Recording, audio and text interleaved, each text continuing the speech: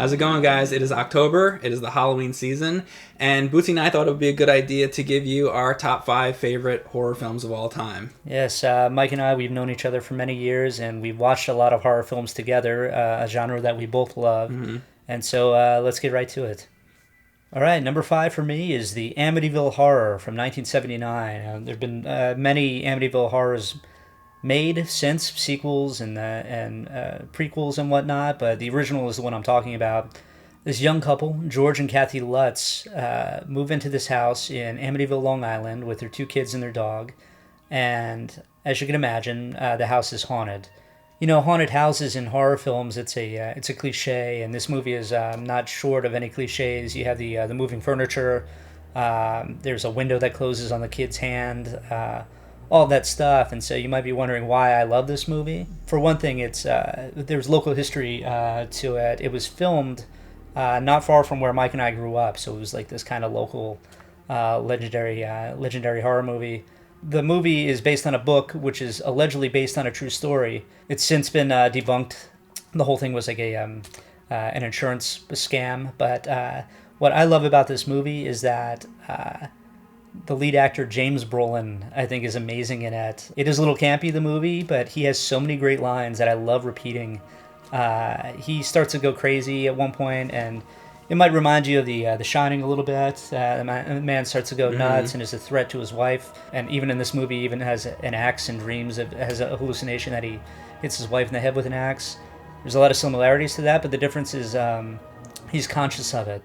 He knows that he's going insane, and that's when it starts to get really good, when James Brolin starts spouting off all the threatening lines that he says. I think it's really funny, and it's really, really enjoyable. It's not the best movie, it's just one of my favorites, and I recommend checking it out. Okay, so for my number 5, I'm picking The House of Usher, which was a Roger Corman movie. It's funny, your number 5 was also a haunted house movie. This is a haunted house movie, and it stars Vincent Price, and who is an amazing, iconic horror actor. He was in... The iconic. Yeah, he really is. He was in The Tingler.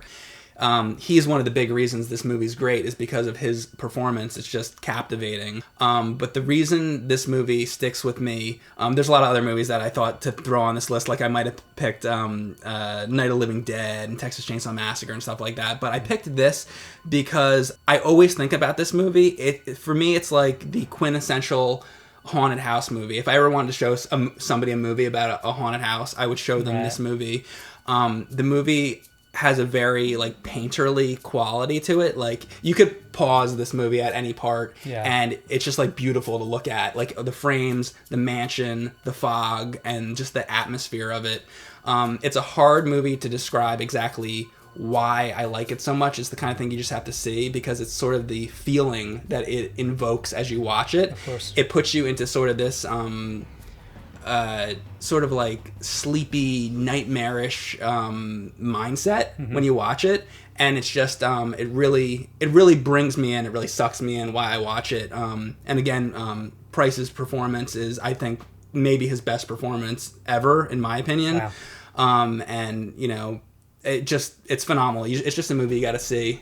All right, number 4 for me, you had just mentioned it, is the Texas Chainsaw Massacre, the original from 1974.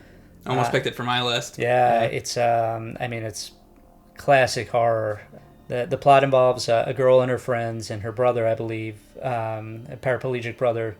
They travel in the middle of Texas to find their grandfather's grave, because they heard reports of grave robbing and graffiti and whatnot. On their way there, they stumble upon a house with a grotesque and freakish family, and really the rest is horror film history. Now, the thing that probably stands out most about this movie is the lead character, Leatherface. He's got to be one of the best as far as lead horror film characters of all time. Leatherface is just creepy. He's like, sweaty and disgusting, and I think he's really piggish, authentic. Yeah. Whereas Freddy Krueger is good, but he's so off the wall. He's going into dreams and stuff. Leatherface is something that could possibly exist. Yeah, there's a human quality to him that's very dark and disgusting and just really disturbing. I love, I've seen all the Texas Chainsaw Massacres. There's another one that had several sequels that follow, and I'm sure there's going to be another one in a few years and another one after that. And they're all enjoyably bad. I love them, but for completely different reasons than this one. I think this one's really a masterpiece. It's a very low budget film, but it works. That works in its favor. Mm-hmm. It has this, educational film quality to it, which adds to the realism. It makes you feel like you're watching a documentary sometimes, and it just brings you closer to the horror of it. But as it stands, I think Texas Chainsaw Massacre, one of the all-time greats. Okay, so for my number 4, I have The Shining from 1980, the year I was born. So The Shining is a movie that got me into horror movies. I remember there was really 2. It was The Shining and it was Dracula with Bela Lugosi. Those 2 movies really are what started to captivate me with the horror genre. They couldn't be further from one another. They're totally different, but something that is similar about them is that Dracula in 1931. It was based on the book, the Bram Stoker book, and the movie with Lugosi is really nothing like nothing like the book. And the movie's great, though, even though it's not like the book. For its own reasons. It's great because of Lugosi and the performances. I think is very similar to The Shining. That's true. That's a very good point. It's not like the book, and it's great really because of Jack Nicholson. The other characters are good too, but really Jack is what sells the movie. Yeah.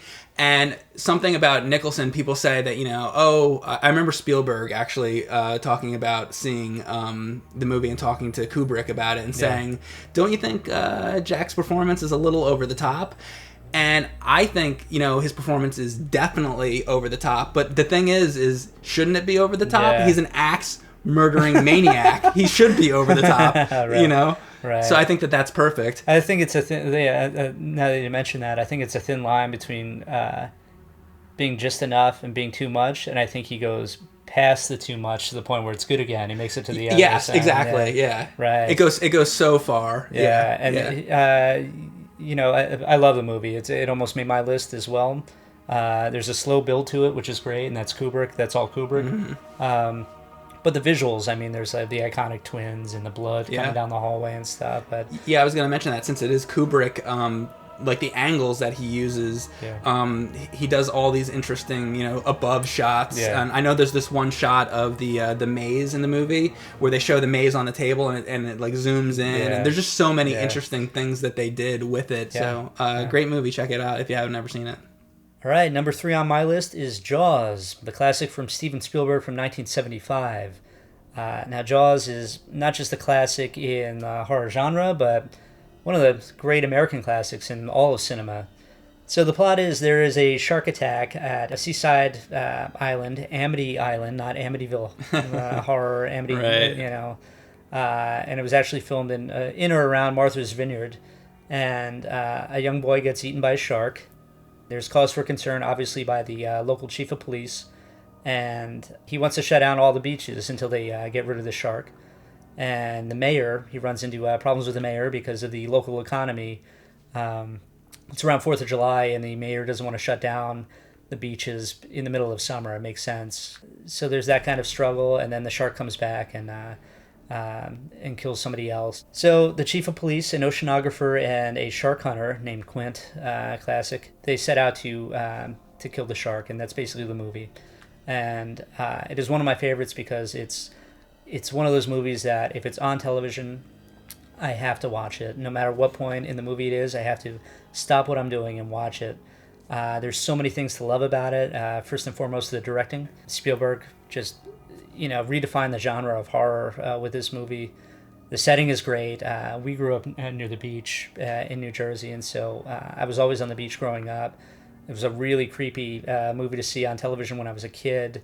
It really frightened me about going into the water. And it's funny that you say this because my thought about the movie is it's Jaws made it a horror universal for everyone, because something like Frankenstein, it's like that's very fantasy. Yeah. Where Jaws, it's like anybody could go to Yeah. the beach and be attacked by a shark, and I think that's why the movie appeals to people outside of just the horror fanatics. You're right, absolutely, and that as evidence of that, I know as the legend says.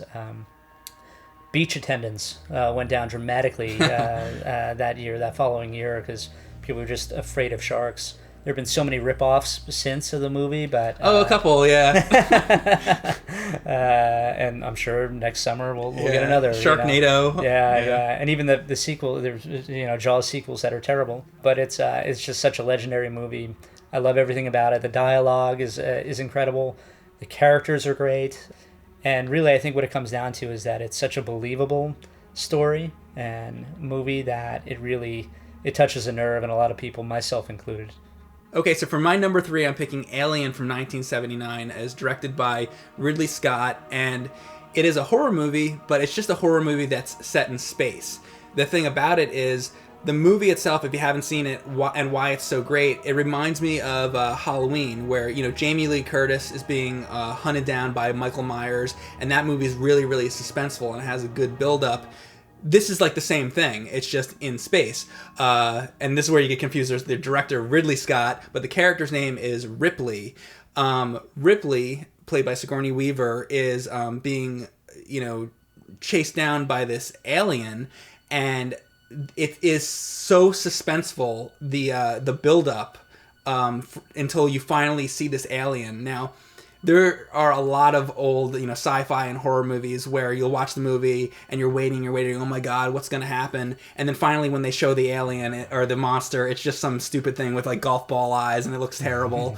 But this movie is a movie where the special effects really deliver, because when you finally see the alien, it is one of the best horror characters of all time. Like, that thing is honestly really scary. You would not want to encounter that thing. Totally holds up today as well. It could look great if that appeared in a movie today. It would look just as scary and convincing. Yeah. And that's all due to H.R. Geiger, who designed the alien character, and the movie itself, the special effects, like Bootsy's saying, really hold up today. You can still watch it, and it just looks amazing. Yeah, even like the slime and the egg nature of the species, and the famous scene where it jumps out of the stomach during the dinner scene.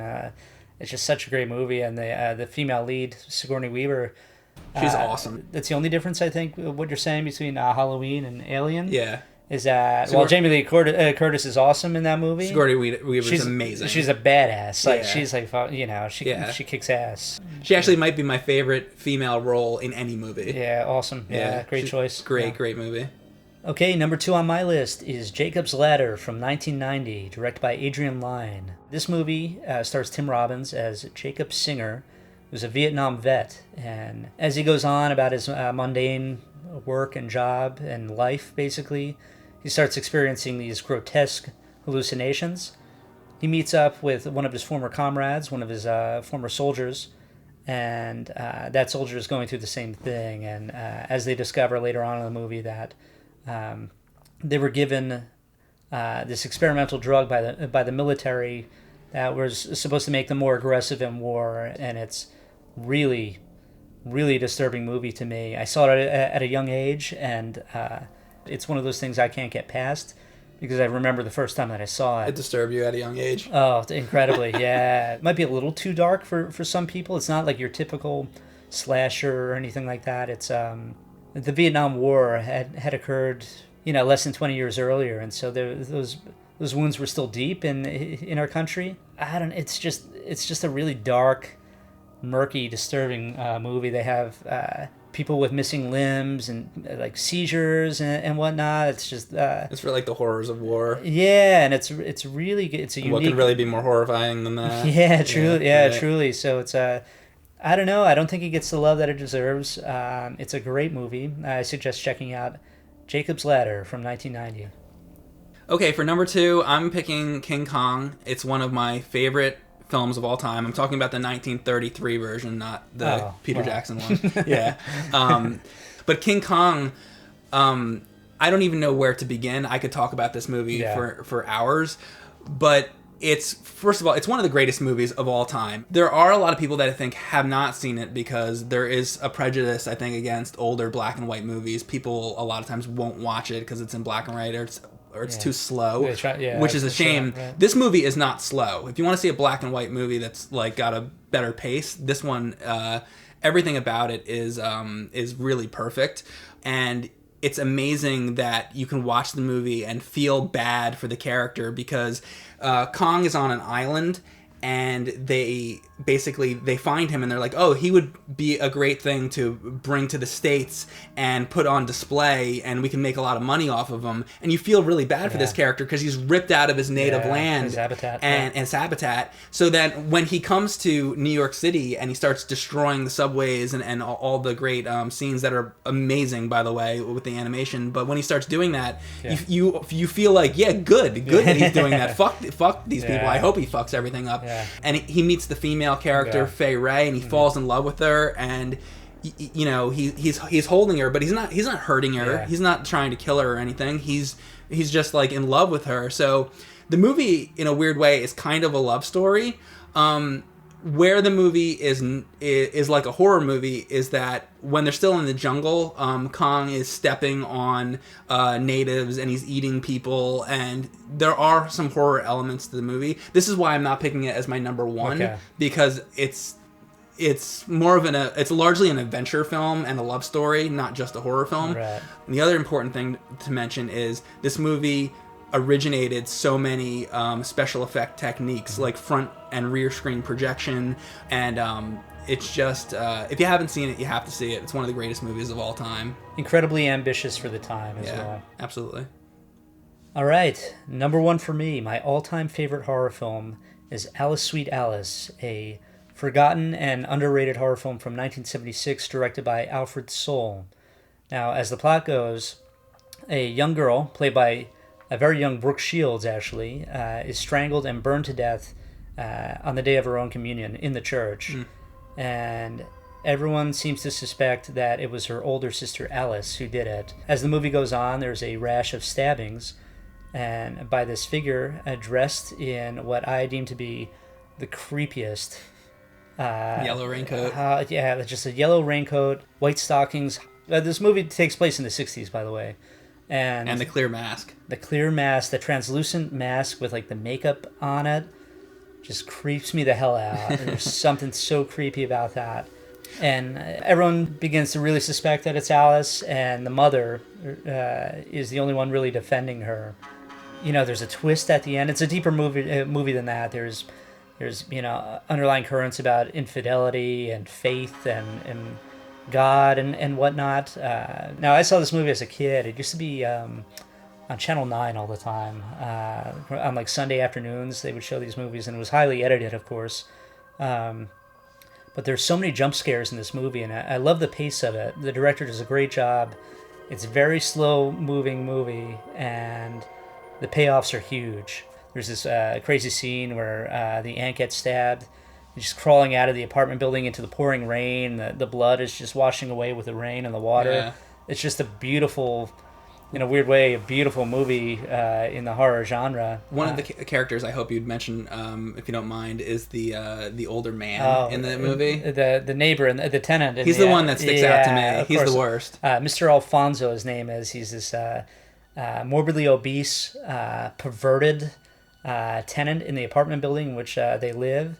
He has a ton of cats, and he's disgusting. It's just he's really sweaty and gross, and like I said, perverted, and it just adds to the nuance, I guess, of the movie of that thing. And it's a movie in the 70s. I named Texas Chainsaw Massacre, Amityville Horror, Jaws, Alice, Sweet Alice. I think it's probably the best decade of horror films for me. I think it's a masterpiece. It's my all-time favorite. I can't imagine really seeing a horror film that I love more than this one.